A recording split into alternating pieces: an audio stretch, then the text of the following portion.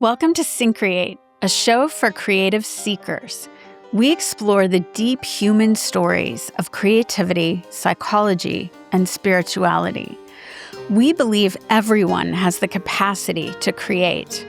Our goal is to demystify the process and expand the boundaries of what it means to be creative. What holds us back? Why do we get stuck? And how can we fully embrace our creativity? We talk with visionaries and change makers and everyday creatives working in a wide range of fields and media, from the arts to science, technology, and business.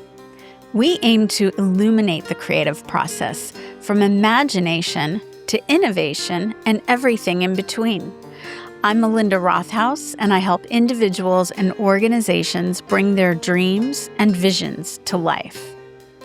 At Syncreate, we're here to support your creative endeavors. If you have an idea for a project or a new venture and you're not quite sure how to get it off the ground, find us at syncreate.org. Our book, also called Syncreate, is available in both print and audio format. It walks you through the stages of the creative process so you can take action on your goals. We also offer resources, creative process tools, and coaching to help you bring your work to the world. My guest today is Marco de Molina. He's a Grammy Nominated film producer and creative entrepreneur. He's produced music videos for countless artists across a wide variety of genres, winning awards and nominations at the MTV Video Music Awards, the UK Video Music Awards, and his film work has received international acclaim, including at the Festival de Cannes. He's the founder of SPACEBRAIN Entertainment and One of Us, a prestige spirits platform, both of which he runs with his wife, Roza Marchenko. Marco, welcome to the podcast. It's so great to have you here today. Oh, thank you so much. I mean, that's really a pleasure to be here with you. Yeah, so we connected recently through a mutual friend, Charlie Cadbury, who I just had on the show a couple weeks ago. So that was a really nice connection, and we got chatting. I thought it'd be fun to have you on the show. Obviously, you have a long record of accolades in the entertainment industry, from making many, many music videos over the years and film. And now you're also doing some creative entrepreneurship around a mezcal brand. So lots of things to talk about. I know. Yeah, which is exciting. So I'm curious because I was like, prepping for the episode and kind of trying to do a little research. And I didn't find too much about your backstory. So I'm kind of curious, like, how did you get into the entertainment industry initially? And was that something you knew you wanted to do growing up, or did you kind of happen into it? Yeah, it's interesting that I've been told now that it's like there's not really much about. There's a lot of stuff out there. Um, what I do, what I've done, Yep, but know how I got here. And I think exactly. we'll save that for the book when it comes out one time. Okay. So that's a future project. But uh, yeah, I I am one of those that since I was a child, a very, very, very small child, I've been telling stories. So Hmm. I've been a storyteller my whole life. And recently, having a conversation with a friend of mine, I came to the realization that I was one of those kids that was such a big pain in the butt, and I was never at 6 p.m. or 7 p.m. for dinner, at home in time at home. Uh-huh. And then I was always like an hour and a half late, and no one knew where I was. And I mean, while I was just exploring the world, and I was a good kid. I was just super curious. And then I will come back and say, like, where were you? And then I will come up with this sagas of like of what happened, why I was like an hour late. Yeah. And my mother used to say, it's like, I just let you go on and on because you were quite entertaining. But I my parents didn't really think that I could be a filmmaker per se, right? Or a storyteller for occupation. I come from a home where like traditional school, going to school, getting good grades, and everything is the path to life, to success. Mm-hmm. That never sat well with me. So from a very early age, I was like daydreaming about stories and things. And my room at home was always covered with movie posters and bands posters and magazine cutouts and everything. And in retrospective, it's cool because now some of those faces, either I have worked with them or some actually are acquaintances or even friends. Yeah. And but if you told my 15-year-old version that one day I'll be, working or having a drink or hanging out with these faces, I would have not. I would probably believed you, but you know what I mean. It's just I I grew up in the outskirts of Mexico City in a tiny little suburb called Cuautitlán Izcalli, because like most people don't know how to pronounce it. So that should tell you how remote it is. And I was just a dreamer as a kid. So I went to university in Mexico City, and I studied graphic design and photography. And I think when I discovered life through a viewfinder in the mid Uh-huh. '90s, my life changed forever. Yeah. And I graduated because fun fact about Marco, I wanted to be a motorcycle racer in Yeah. the late '80s and '90s. So that was frustrated dream number one. Uh-huh. Then dancing was frustrated dream number two. So when I discovered life through a viewfinder, I graduated, cashed out. Guy had a little design firm already going on in those days as a freelancer, and I moved to LA.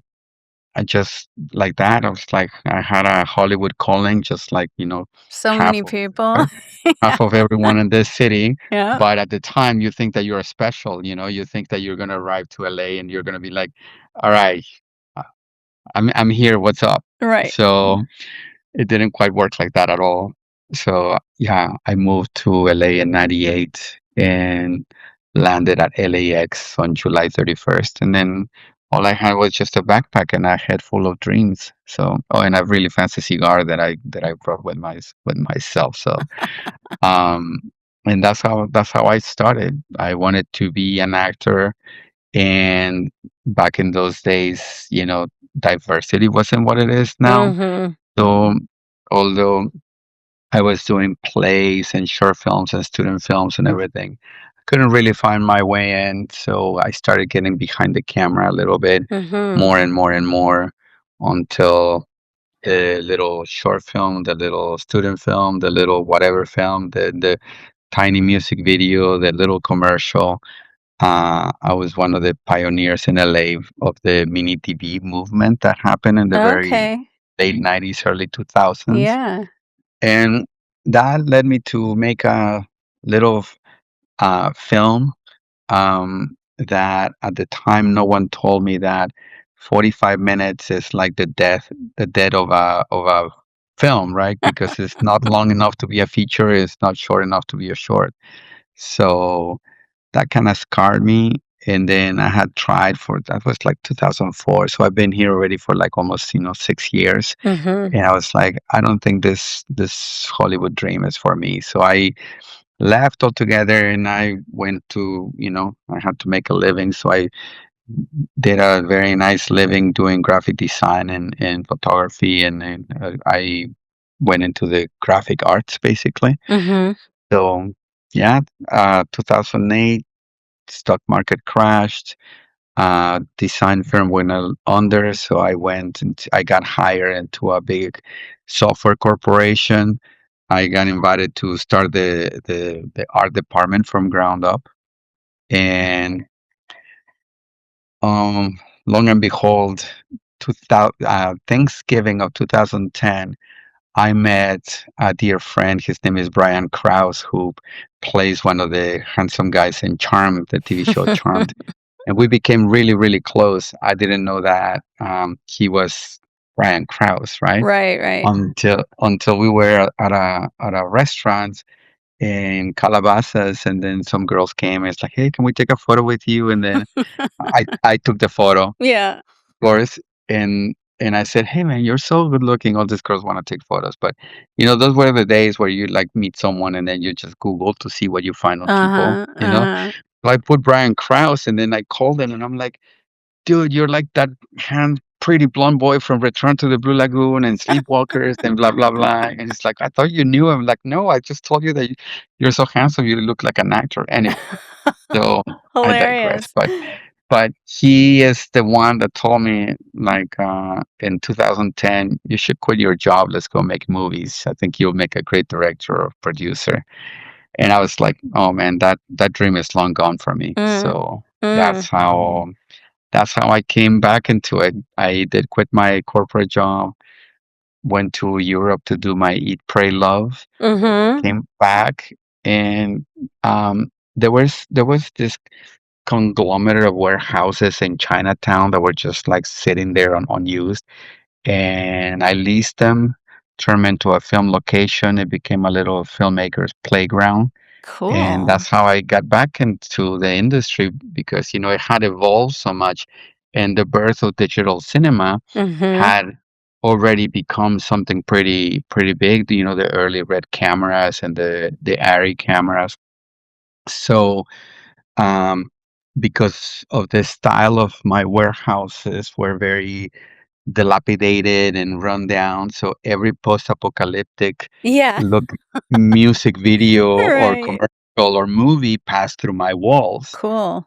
So I started, collecting talent. Use like, oh, this is a great production designer, great makeup artist, great VFX, whatever, directors, cinematographers, and everything.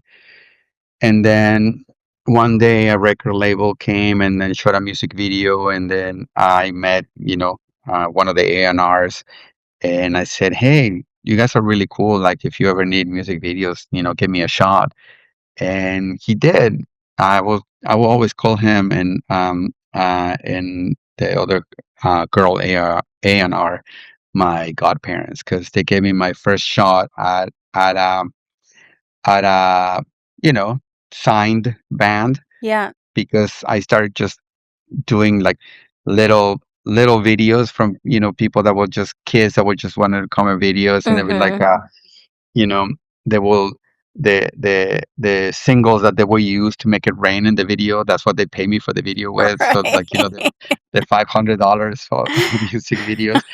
But that's how I started. So with this Yeah. label I did that first video, they loved it, and then the next came and the next came, and then they started getting bigger and bigger. And so I I left those studios to a friend, and that's when I started the production company. And I said, okay, I think I'm gonna be a producer, and I want to make movies, TV, and the whole bit. So music videos was my stepping stone, was the catapult. Yeah. Like kind of an entry And point. I love yeah, that actually because we don't always hear like what's the trajectory, and in the show, like part of what I want to do is, you know, people who are interested in creative careers, how do you get started? How do you do it? And it's never a linear path, right? never is. No, no. And like, we all have we try different things and we have these false starts and we eventually find our way. But I think it's important for people to hear that, you know? Yeah, when I people always ask me like, what would be your advice to break into? Yeah. I'm like, you know, I will share something really cool with you.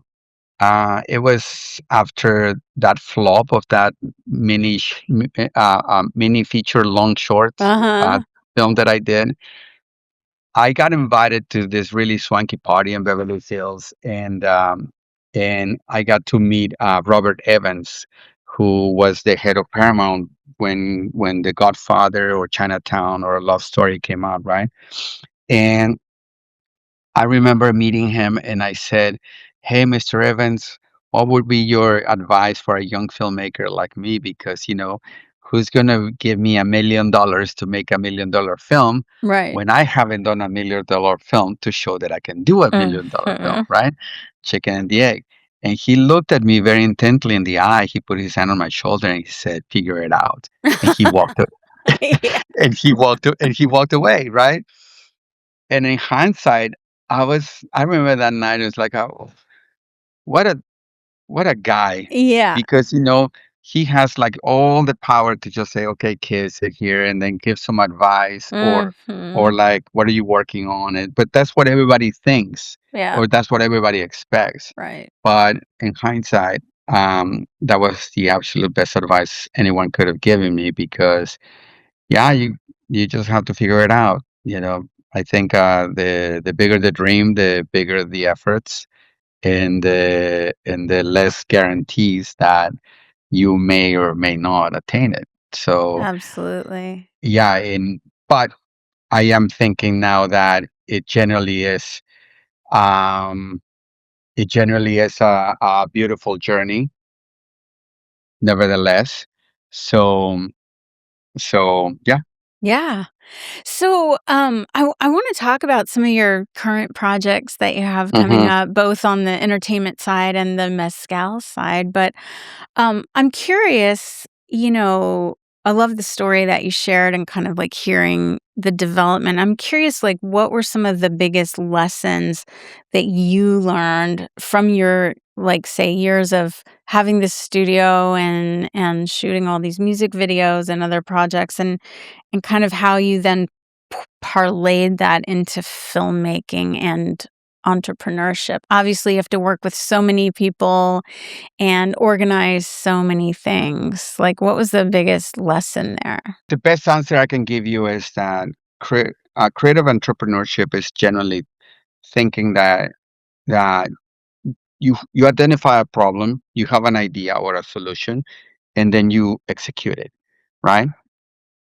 Someone told me the other day, is like entrepreneurship is like someone that voluntarily jumps out of a plane without a parachute, Yeah. and you build a plane on the way down, Yeah. right? Yeah.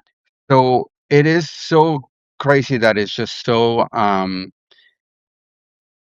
perfect to describe what this is. Mhm.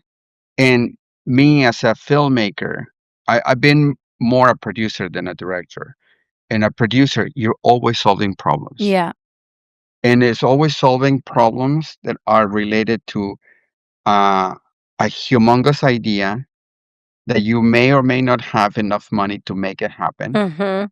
And because it involves an ocean of people an with oceans of different ideas, and there never is one specific approach, you know, it is probably like the biggest training that I had Yeah.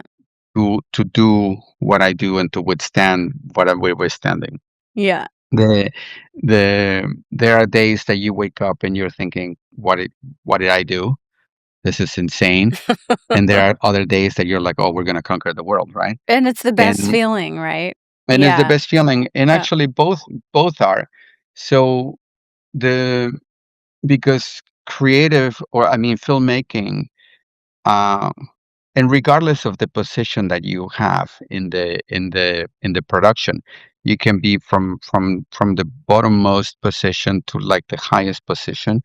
You're there to contribute, and without you, some responsibilities are bigger than others, of course, but without you, you're still an integral part of the of Yeah. the of the project. Yeah. So I think having over the for like a decade plus of filmmaking, but backwards on creative graphics and the creative world all the way from the mid 90s, I think it's given me the understanding that each new project, each new music video, each new film, each new TV show or whatever, it's like starting a brand new company. Yeah. There's an idea, there's people, there's money involved, and then and you just have to deliver it. There's no oops, I couldn't, or like, oh, sorry, or like, no, there's just we just don't have that option, you Yeah. know? Yeah. Absolutely. So speaking of starting a company, you've now, in addition to all your entertainment work, founded One of Us and you produce a brand of mezcal. So what was the inspiration around that? Yeah, it's such a beautiful story. The music video career, when I think probably like the pinnacle was 2019. I think I did some of the biggest music videos the world saw that year, right? And with the biggest artists, and it was great. Um, and then pandemic hit, Yes. right? 2020, and uh, I was probably like stuck at home for like maybe like month and a half at most, and then I started doing the first music video. I think I was one of the first people that started filming here in LA again, right? Yeah. And we just needed to figure it out. So, and one of the highlights was that uh, I got called to produce Lollapalooza because there were no live concerts. So, um, a good friend of mine and another who became a friend who recently passed. We the In the industry we just lost the Pete Katz's, Mm. Big Pete. He managed the Jane's Addiction, along with my friend Ian, who managed they both co-managed Jane's Addiction. But uh, Ian called me and he's like, "Hey man, you want to produce Lollapalooza?" And then so I was like, yeah, let's do this. Of So course. I got to sit with Perry Farrell and then the whole gang, and we made it happen. So where I'm going with this is that at that time it was such a huge project, and such a for a music lover and everything. I mean, it was just like a dream thing, right, for me.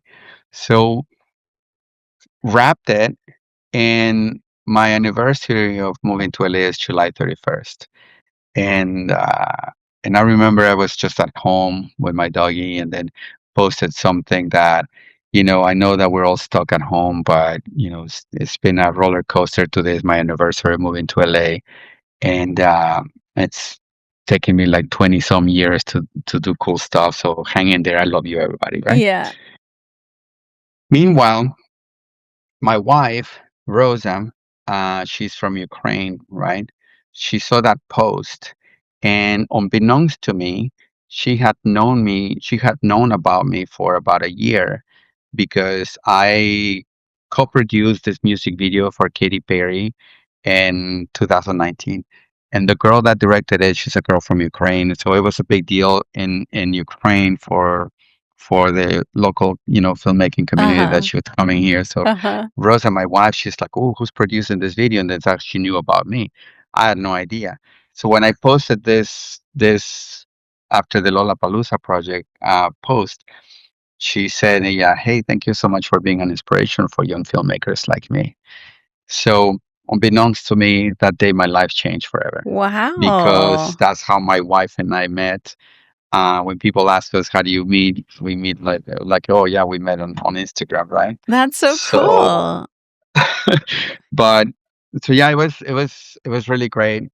And from that, we met now in person. We started a relationship, and then comes 2021, and we got offered that Little Nas X music video. Yeah.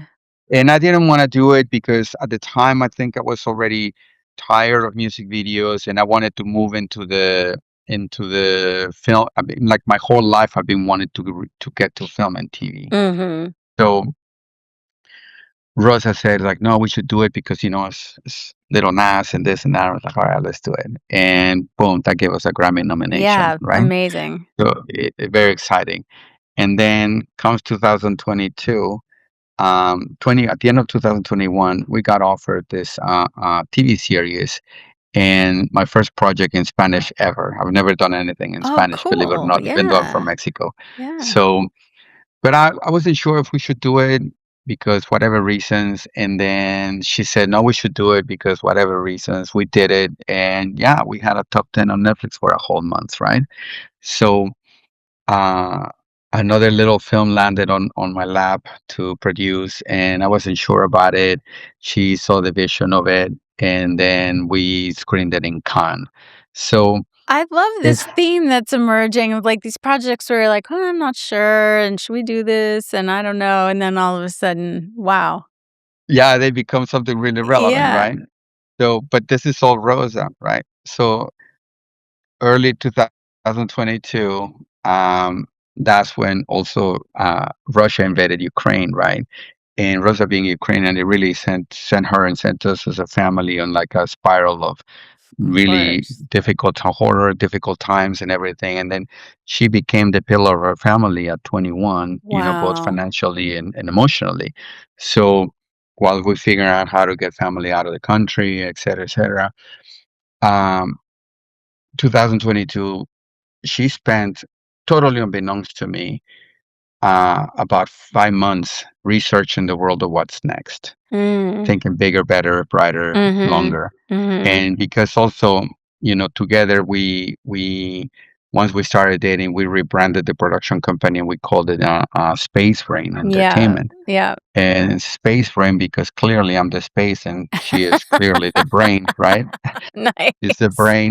So so uh I was coming from a production and her also as an executive producer, she really is in touch on on the business side of filmmaking, Yeah. right? So I came home bottom of 2022, and then she's like, "Sit down, we need to talk." And when your wife tells you that, Yeah. two things are gonna happen. She's either leaving you or you're having a baby. Right. So so that's when she pitched me that we were starting a mezcal brand. And she identified that there's a gap in the market where, the popular brands, we know that they're not the cleanest products anymore, whereas the brands that really care, they don't come in the aesthetic and commercial presence Mhm. that the prestige buyer likes. Mhm. So she found this problem, she pitched it to me, and because everything that I wasn't sure we should do or not has turned into like really great things, when she's like, we're starting a mezcal brand, she had a very beautiful calling about it, but that's her story to share. Um, she's like, we're starting a mezcal brand. I'm like, yes, ma'am, we are. So, so we sat down, studied together, and early in 2000, yeah, January 2023, she's like, you know what? Here's your plane ticket, your backpack, and your sandwich. And she flies me to Oaxaca, Mexico to go figure it out. Yeah. Yeah. See how it ties up. Definitely. So yeah, I landed in Oaxaca, Mexico on a quest not to find the best mezcal, but to find the ultimate maestro mezcalero. Yes. Because everything that I have tried at that point, tequila and mezcal stopped tasting like tequila and mezcal that I grew up tasting in the Yeah. 90s. Yeah. So, and then there was a brand that we liked here that kind of gave us that sense of, oh, this is good stuff, right? Mhm.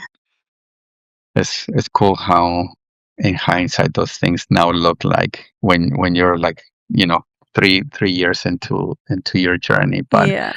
But yeah, so I landed in Oaxaca to go look for the guy, the man that will get us, to partner with. And sure enough, I got lost in the sierras and valleys of Oaxaca, going to trying this, trying that, trying this, and everything tasted just like a variation of the same. Mhm. And because our big motto is generally like, escape average. It's actually, I have it here. It's like in our display. It's like one of our slogans. Uh-huh. You see, Love it. Yep.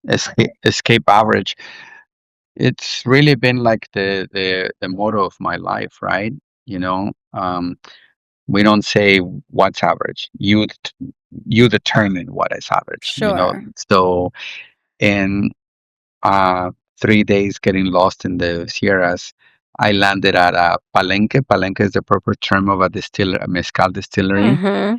And after bouncing from here to there and trying everything that was just basically average, or a variation of the same, I landed with Jacinto Gutierrez, a beautiful human being that welcomed me and it's like, so you want to try mezcal? I'm like, yeah, let's do this. And it was just glorious. And his story is so beautiful.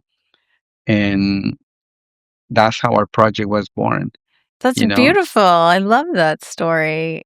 And So it's go ahead. interesting because I was going to ask you actually how, because the two of you run these companies together. And, I know there are a lot of partnerships that are both romantic and business partnerships. And that can be amazing and it can bring its own challenges. So it sounds like the two of you complement each other really well. But how do you do that? How do you make it work? And do you have like certain some people are like, okay, we don't talk about work at home, or, do you have anything like that, or does it all just kind of bleed together, or how do you do You it? know, it is a wonderful question because there's no method to the madness. Yeah.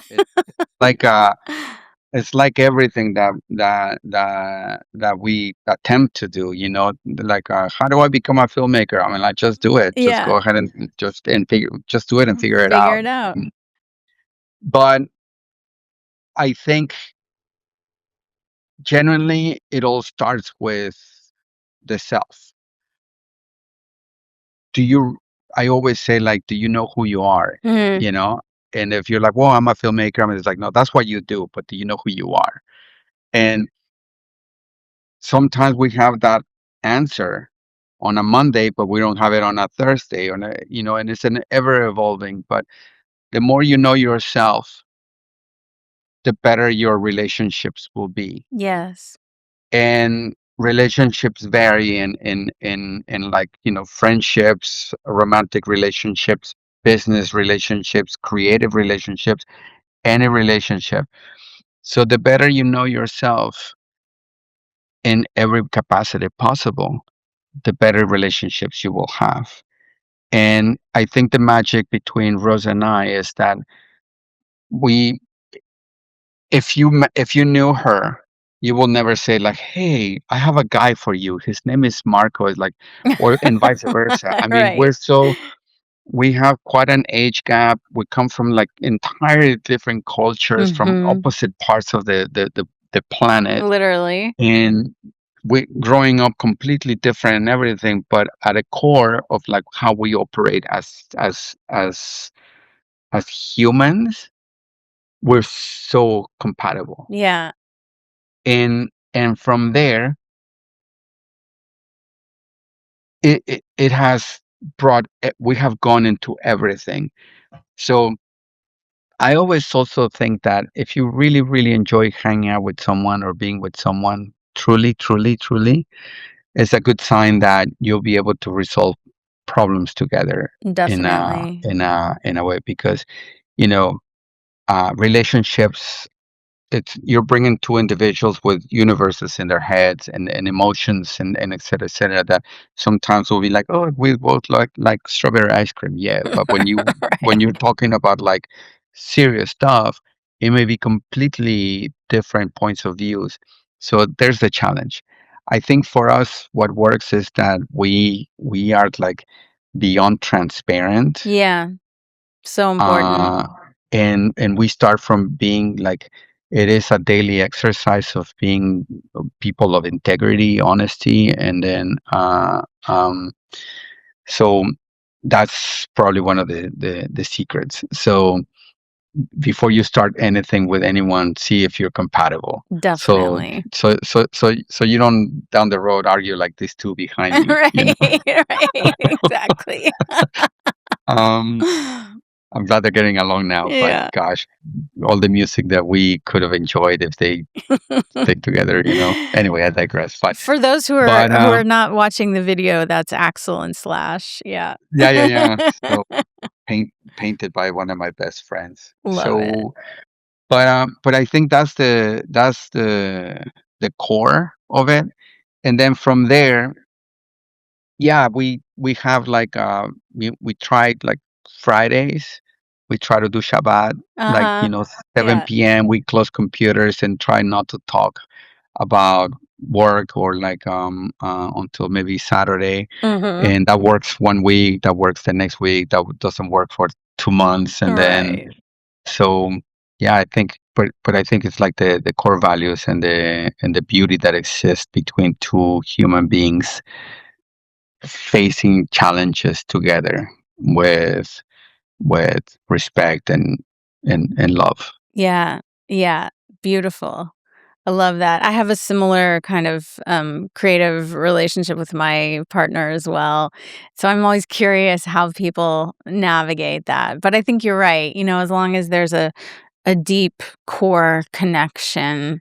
And you started this conversation just saying like I was a really curious kid. I think that curiosity is so important. It's so important to be curious about the other person and their experience. And of course, as a creative, curiosity is like the root of everything, right? Yes, she is like that too.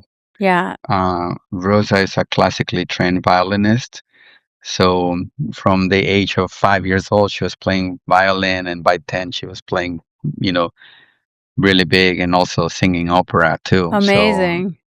So it is crazy because really SpaceBrain identifies us as like who we really are, right?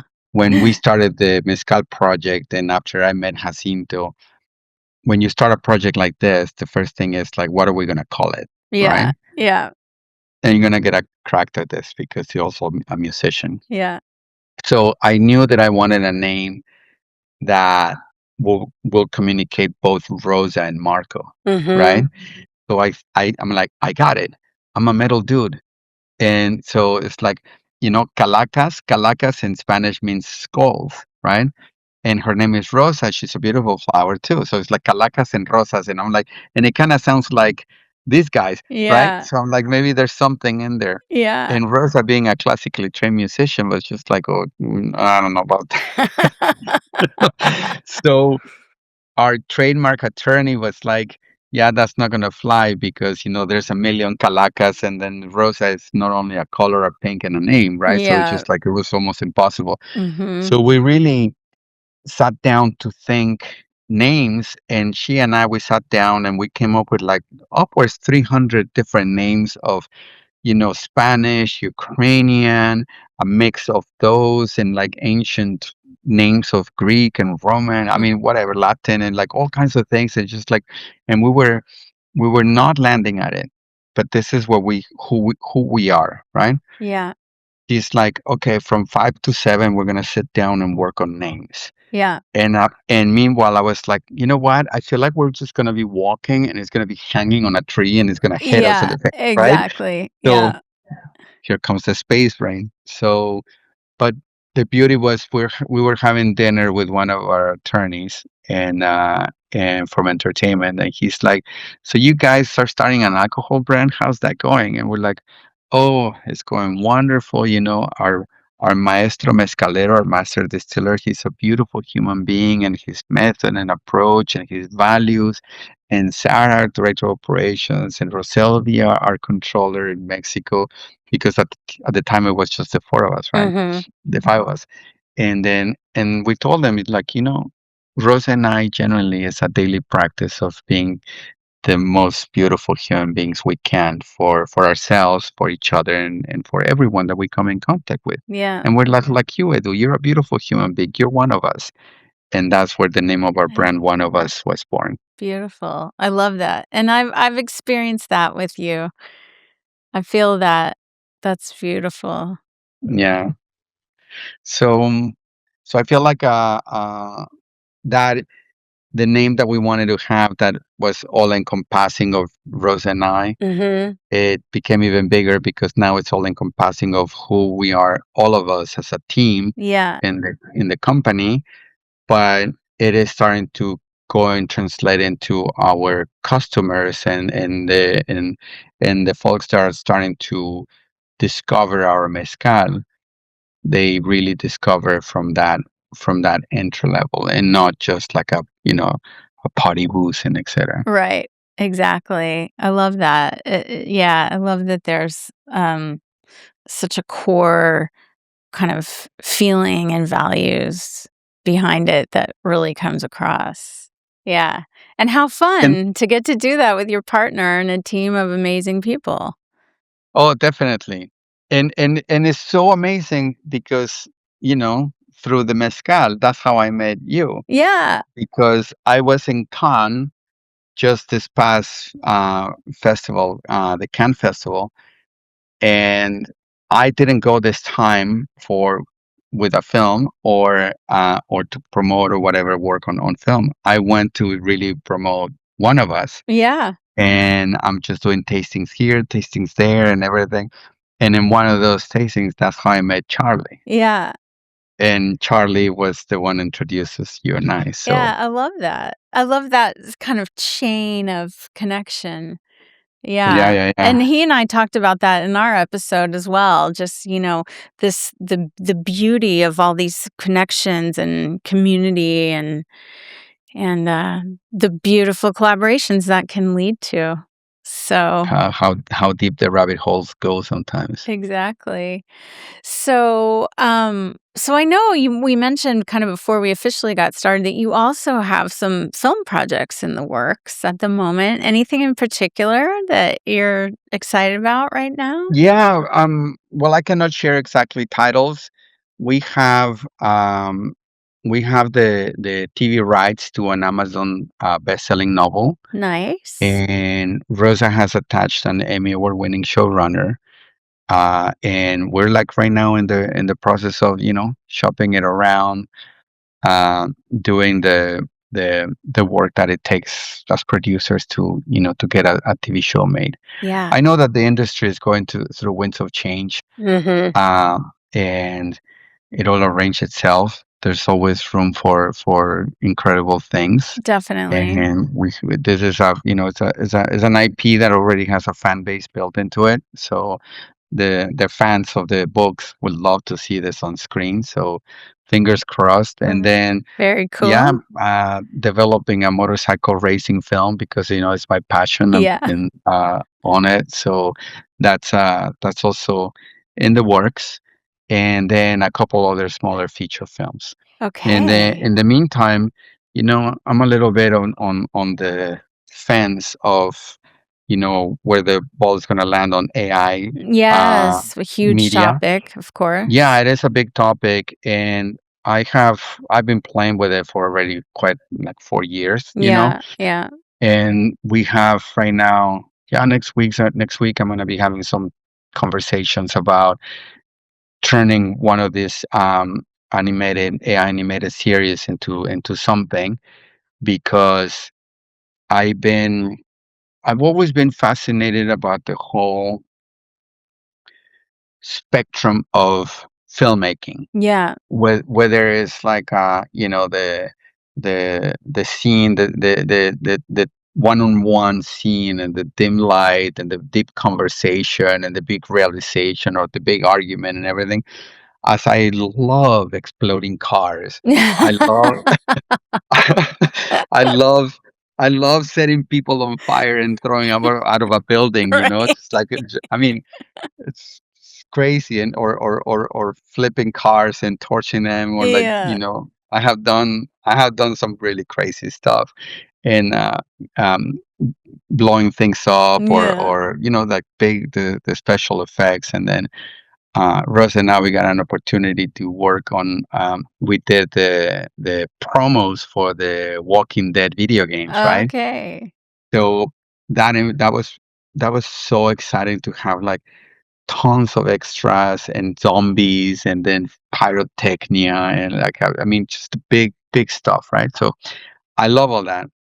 But then I don't know if you know what virtual production is.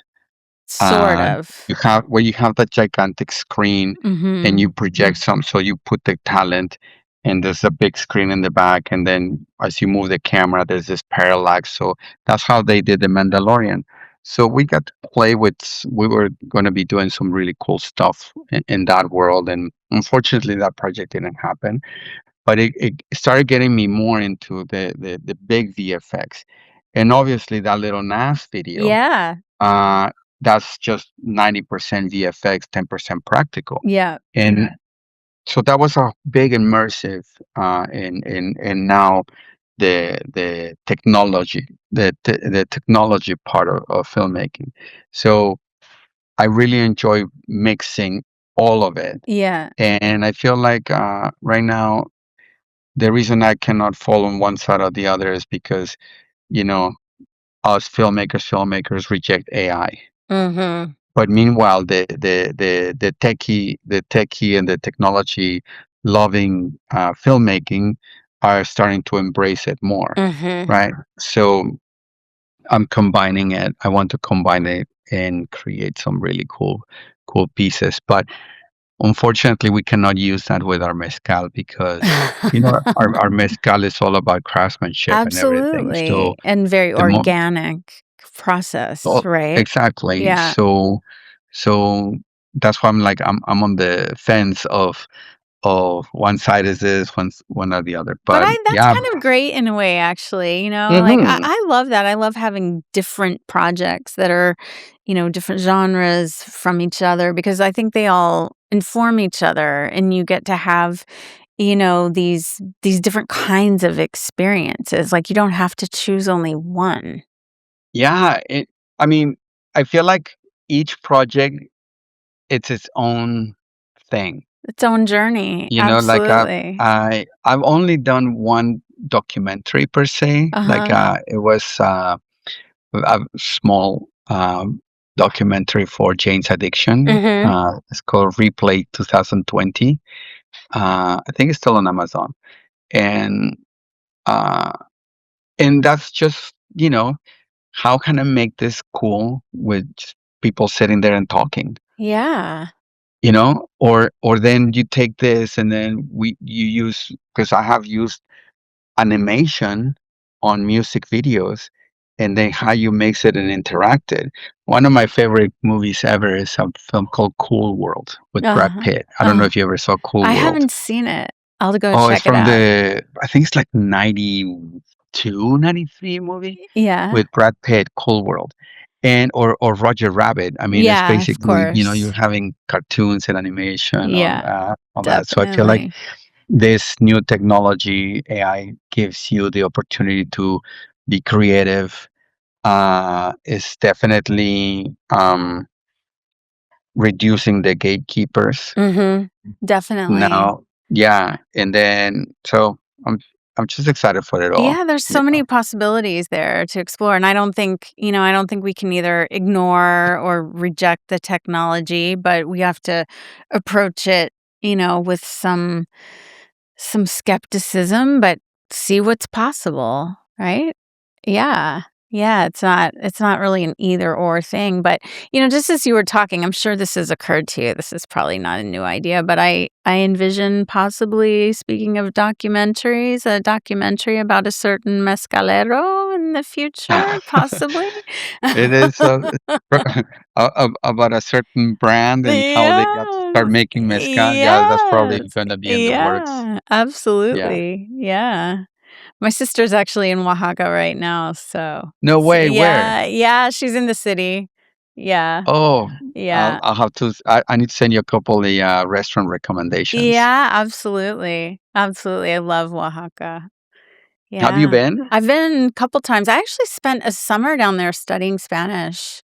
Yeah, Okay. like years and years and years ago, and then I went back more recently, like, I wanna say, like, 4 or 5 years ago. So, I was No, bummed I couldn't go with them this time, but we should have done this podcast in Spanish. I know. Yeah. Yeah, yeah.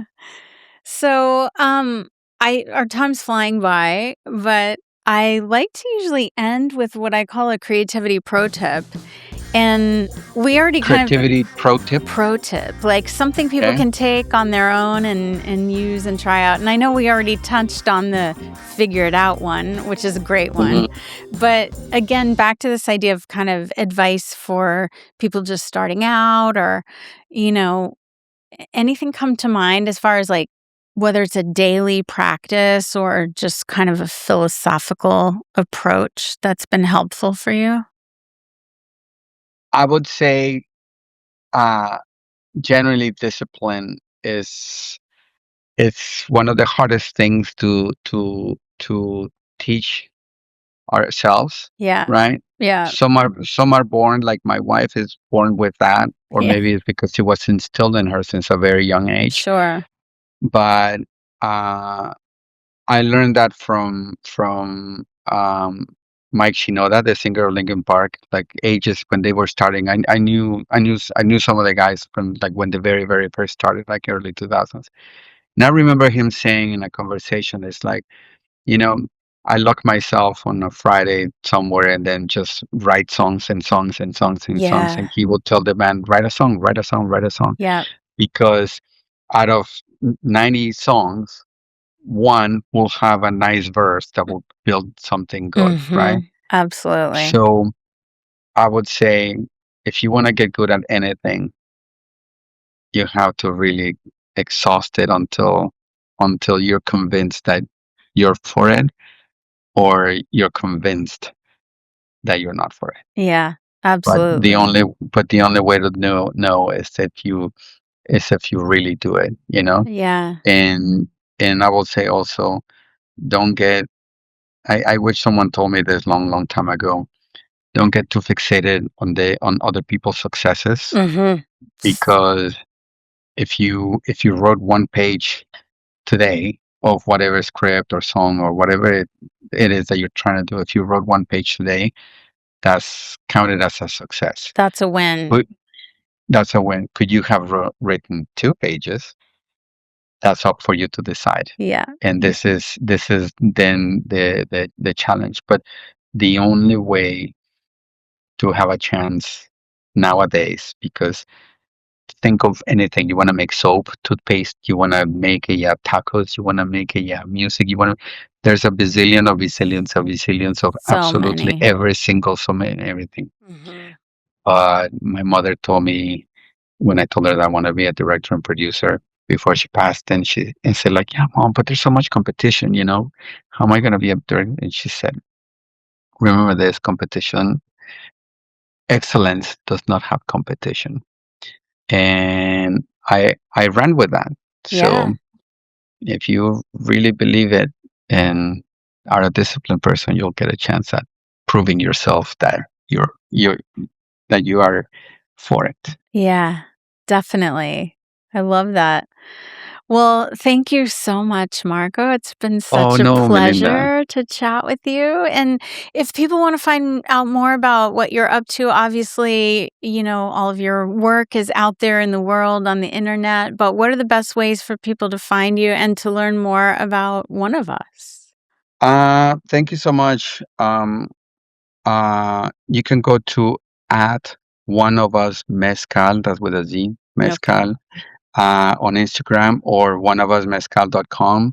And mine is pretty easy, Marco de Molina. I love to connect with people, chat, hear new ideas, and everything. So, and I just want to say thank you so much. It really means the world, um, that I'm considered for your podcast. Likewise, it's been so lovely to connect with you, and you've been so kind and open. And I really appreciate that because, you don't find that every day. So, Yeah. yeah, yeah, Well, it's been a pleasure, genuinely, and I know we're going to be chatting more in any time. absolutely. I look forward to it. And good luck with all your ventures at the moment. And you too, And and I can't wait to hear the new music. yeah, I've got a new one coming out at the end of the month. So I'll keep you posted. Please send it. Yeah, absolutely. Find and connect with us on YouTube and social media under Syncreate. If you enjoy the show, please subscribe and leave us a review. We're recording today at Record ATX Studios in Austin, with Marco joining us from Los Angeles. The podcast is produced in collaboration with Mike Osborne at 14th Street Studios. Thanks so much for being with us, and see you next time.